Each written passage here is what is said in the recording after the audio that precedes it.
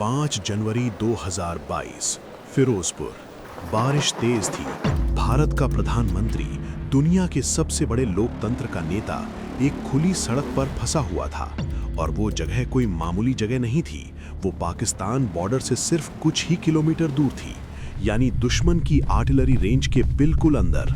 15 से 20 मिनट तक, जी हां पूरे 20 मिनट तक नरेंद्र मोदी वहां एक सिटिंग डक यानी आसान शिकार बने रहे। एसपीजी के कमांडोज ने अपनी बंदूकें निकाल ली थीं। उन्हें डर किसी प्रोटेस्ट का नहीं था, उन्हें डर था उस अदृश्य खतरे का जो पिछले 25 सालों से नरेंद्र मोदी का पीछा कर रहा है। 2002 के गुजरात दंगों से लेकर 2025 के वेट फोर्ट कार ब्लास्ट तक आखिर कौन है जो साई की तरह उनके पीछे पड़ा है। आज की वीडियो में हम डिकोड करेंगे उस शैडो वॉर को जिसे आपने खबरों में सुना तो है, लेकिन उसके पीछे की सच्चाई नहीं जानते। Attempt 1 the warning 2002। कहानी की शुरुआत होती है गुजरात से। गोधरा कांड के बाद लश्कर-ए-तैयबा और जैश-ए-मोहम्मद ने मोदी को अपना प्राइम टारगेट बना लिया था। हमले की प्लानिंग की जाती है और टारगेट होता है अक्षरधाम मंदिर। मुर्तजा हफीज और अशरफ अली नाम के 2 आतंकियों को मंदिर की एंट्री पॉइंट और एग्जिट पॉइंट के बारे में सारी जानकारी दी जाती है। मंदिर की सुरक्षा से जुड़ी छोटी से छोटी बात उन्हें पता होती है। और फिर वो दिन आता है, 24 सितंबर 2002, गांधीनगर का अक्षरधाम मंदिर। दोनों आतंकी मंदिर में घुसते हैं और अंधाधुंध फायरिंग शुरू कर देते हैं। 33 लोग मारे जाते हैं। 25 सितंबर को ऑपरेशन वज्र शक्ति लॉन्च किया जाता है।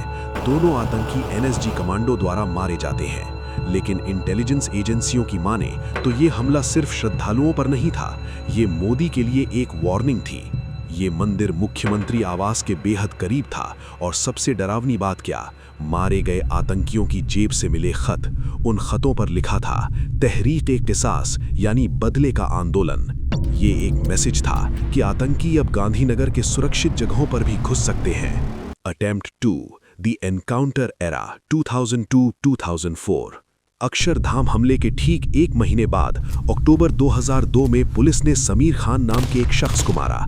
पुलिस ने दावा किया कि वो जैश-ए-मोहम्मद का आतंकी था और मोदी को मारने के लिए पाकिस्तान से स्पेशल ट्रेनिंग लेकर आया था।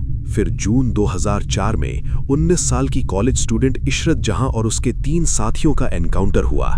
पुलिस और आईबी ने कहा कि ये लश्कर के ऑपरेटिव्स थे जो मोदी की हत्या का प्लान बना रहे थे। हैरानी की बात यह है कि सालों बाद सीबीआई ने इन एनकाउंटर्स को फेक बताया, लेकिन कहानी में ट्विस्ट तब आया जब मुंबई हमलों के आरोपी डेविड हेडली ने खुलासा किया कि इशरत जहां वाकई लश्कर की सुसाइड बॉम्बर थी। सच चाहे जो भी हो, ये वो दौर था जब हर तरफ सिर्फ गोलियों की गूंज थी। मंच के नीचे बम 2013। ये मोदी की जान पर हुआ सबसे खतरनाक और कंफर्म्ड हमला था। 27 अक्टूबर 2013, पटना का गांधी मैदान। मोदी की हुंकार रैली में 3 लाख लोगों की भीड़ थी। इंडियन मुजाहिदीन ने इस दिन को खून से रंगने का प्लान बनाया था। रैली के दौरान मैदान में एक के बाद एक 6 धमाके हुए।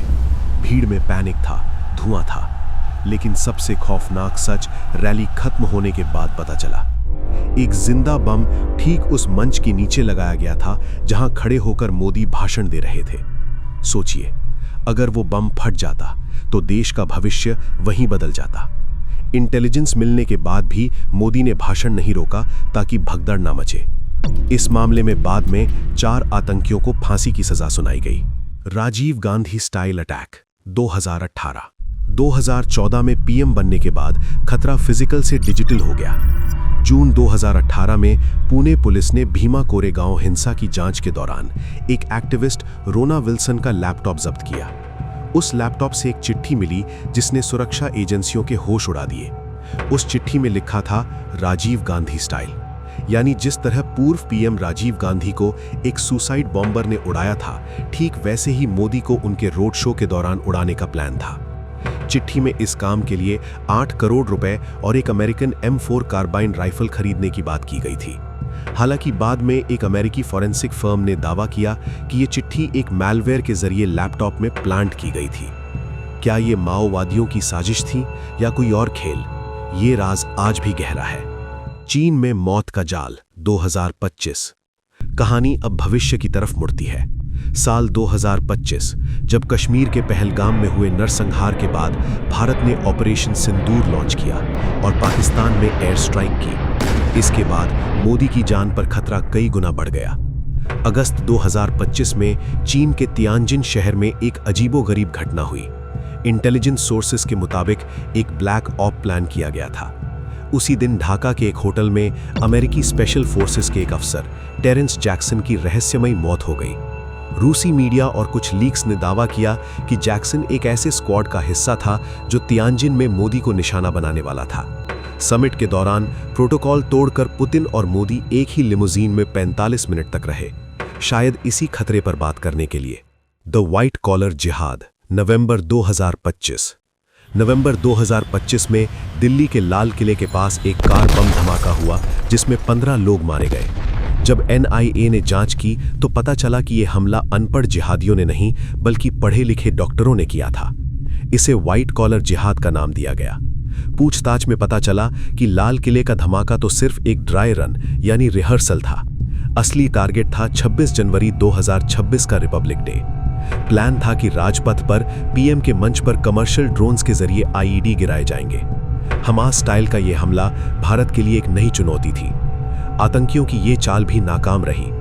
2002 के अक्षयधाम से लेकर 2025 के दिल्ली कार ब्लास्ट तक नरेंद्र मोदी पिछले 25 सालों से दुनिया के मोस्ट थ्रेटेंड यानी सबसे ज्यादा खतरे में घिरे नेता बने हुए हैं।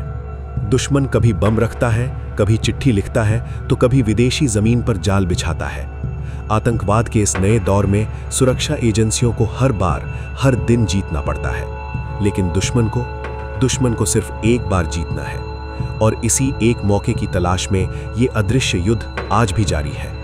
हम ऐसे ही और वीडियोस लाते रहेंगे। तब तक इस वीडियो को लाइक करें और सब्सक्राइब करें रेड डॉग को। जय हिंद।